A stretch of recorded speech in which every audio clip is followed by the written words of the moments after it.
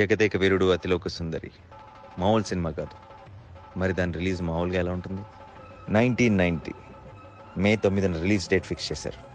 అప్పట్లో అతి పెద్ద బడ్జెట్. పాటలు ముందే రిలీజ్ అయ్యి సెన్సేషన్ క్రియేట్ చేశాయి. అన్నీ బాగున్నాయి అనుకుంటున్న టైం, సరిగ్గా అదే టైంకి అంటే 6వ తారీఖున తుఫాను వార్తలు మొదలు. సినిమా ప్రింట్స్ కూడా ఎలా పంపాలో తెలియని పరిస్థితి. భారీ వర్షాల దెబ్బకి ఎక్కడ ట్రైన్స్ అక్కడ ఆగిపోయాయి. చెట్లు, కరెంట్ స్తంభాలు కూలిపోయి మొత్తం రాష్ట్రం అతలాకుతలం. ప్రింట్స్ పంపడం ఎలా? కానీ రిలీజ్ ఆగకూడదు. తుఫాన్ని ఎదిరించి చెప్పిన డేట్కి రిలీజ్ చేయాలని పట్టు. థియేటర్స్లో కూడా మోకాళ్ళ లోతు నీళ్లు. చివరికి ప్రొజెక్టర్ రూమ్లో కూడా నీళ్ళే. అలాగే పాపం అక్కడక్కడ మార్నింగ్ షోలు పడ్డాయి. అన్ని అంచనాలున్న అంత భారీ సినిమా కళ్ళ ముందు భవిష్యత్ నీటి పాలైపోతుంది. తుఫాను, వర్షం, ఆ బీభత్సం ఏవీ జగదేక వీరుడు అతిలోక సుందరిని ఆపలేకపోయాయి. ప్రతి షో హౌస్ఫుల్. పడవల్లో టౌన్కి వచ్చి మరి సినిమా చూశారు. ల్యాండ్ మార్కెట్స్ ఊరికే వస్తాయా?